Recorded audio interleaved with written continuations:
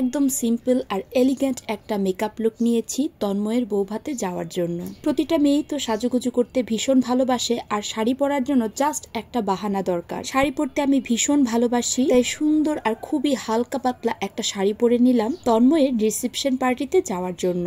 তবে শাড়ি পরার আগে আমি আমার ফেসে গার্নিয়ারের ভিটামিন সি সিরাম আর নিভিয়ার এই ময়শ্চারাইজারটা লাগিয়ে নিয়েছি। আর শাড়ি পরতে পরতে এগুলো ফেসে একদম সেট হয়ে গিয়েছে। আর সাজুগুজু করার জন্য যা যা বেসিক মেকআপ দরকার সেগুলি আমার ফেসে অ্যাপ্লাই করছি। ফাউন্ডেশন, কনসিলার, লুজ পাউডার আর আই লুকটা একদম সিম্পল রাখবো। তবে বলে রাখা ভালো, আমি কিন্তু কাউকে এখানে মেকআপ শেখাচ্ছি না। আমার মেকআপ করতে অনেক ভালো লাগে, আর আমি কিন্তু প্রফেশনাল কোনো মেকআপ আর্টিস্টও না। একদম জাস্ট ঘরে আমার মতো করে আমি যেভাবে মেকআপ করি সেটাই তোমাদের সাথে জাস্ট শেয়ার করি। আচ্ছা, এবার বলে ফেলো তো আমার ভিডিওটা কারা কোন জায়গা থেকে দেখছো, ময়মনসিংহ থেকে কারা দেখছো তারা কিন্তু আমাকে অবশ্যই কমেন্ট বক্সে জানাবে। যেহেতু দুপুরবেলা রিসেপশন পার্টি ছিল, তাই আমি আমার সাজুগুজুটা একদম সিম্পল রাখার চেষ্টা করেছি।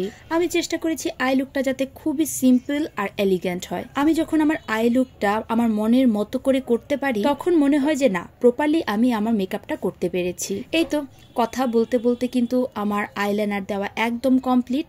এইবার আমি তোমাদের সাথে একটা মাস্কারা শেয়ার করি। এটা হলো টেকনিকের মেগালেশ মাস্কারা। এই মাস্কারাটা এত জোস, মানে 2-3 কোট আমার আইল্যাশে দেওয়ার পরেই মনে হচ্ছিল যে আমি ফলস আইল্যাশ লাগিয়েছি। এই মাস্কারাটা আমি রিসেন্টলি ফেব্রুয়ারি মাসে কিনেছি, আর তার সাথে কি কিনেছি সেটা দেখাই। ওয়েট এন্ড ওয়াইল্ড এই সেটিং স্প্রেটা, এটাও জাস্ট অসাধারণ, মানে ব্যবহার করে আমি খুবই স্যাটিসফাই। আর তার সাথে মেভলিনের একটা কনসিলার কিনেছি। মেভলিনের কনসিলারটা আমি অনেক আগে ব্যবহার করেছিলাম, সেটা আমার শেষ হয়ে গিয়েছে। আর আমার মেভলিনের কনসিলারের শেডটা ছিল মিডিয়াম 130। এই তো কথা বলতে বলতে কিন্তু আমার মেকআপ ডান। এবার লিপস্টিক দিয়ে নিচ্ছি রিভলনের আর গোল্ডেন রোজের এই দুইটা লিপস্টিক কম্বিনেশন করে আমি দিয়েছি। আর তার সাথে দুই কানের দুল পরে আমি একদম কনফিউজ ছিলাম যে কোন কানের দুলটা পরবো। আর তা নিয়ে কিন্তু আমি একটা ছোট্ট রিলও তোমাদের সাথে শেয়ার করেছি। তোমরা কিন্তু অনেকেই বলেছো যে ঝুমকোটা পরতে, আর সেদিন কিন্তু আসলেই আমি ঝুমকোটা পরে গিয়েছিলাম।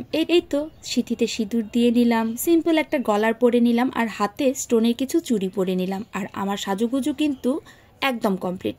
তবে আমি যখন বের হব তখন মনে পড়লো আমি তো কোনো টিপই পরিনি। তো কি আর করা, একদম তাড়াহুড়ো করে আমি স্টোনের একটা টিপ পরেছি। যেহেতু আমার শাড়িটার সাথে স্টোনের টিপটাই আসলে যাচ্ছিল ভালো, সেই জন্যই এই টিপটাই পরেছি। এবার বলো তো আমাকে কেমন লাগছে। তন্ময়ের বিয়ের গায়ে হলুদ আর বিয়ের মেকআপ লুক তো তোমাদের সাথে শেয়ার করেছি, তাই আমি বৌভাতের মেকআপ লুকটাও তোমাদের সাথে শেয়ার করলাম। আমার কাছে কিন্তু আমার সাজুগুজুটা খুবই ভালো লাগছে। এই শাড়িটা আমি 1.5 বছর আগে ইন্ডিয়া থেকে আনিয়েছিলাম। শাড়িটা এখন পর্যন্ত আমার একদিনও পরা হয়নি। আর সিম্পল আর এলিগেন্ট ভাবে সাজার জন্য এই শাড়িটা আমার কাছে একদম বেস্ট মনে হয়েছে। তো আমার ভিডিওটা কিন্তু আজকে এই পর্যন্তই। আর তোমরা কিন্তু ভিডিওতে লাইক কমেন্ট করতে খুব কিপটেমি করো। ছোট্ট একটা লাইক আর কমেন্ট করলে বোঝা যায় আমার ভিডিওগুলো আসলে কেমন হচ্ছে। তো যাই হোক, আমার ভিডিওটা ভালো লাগলে কিন্তু অবশ্যই লাইক আর কমেন্ট করবে। তো আজকের মতো এখানেই, সো টাটা।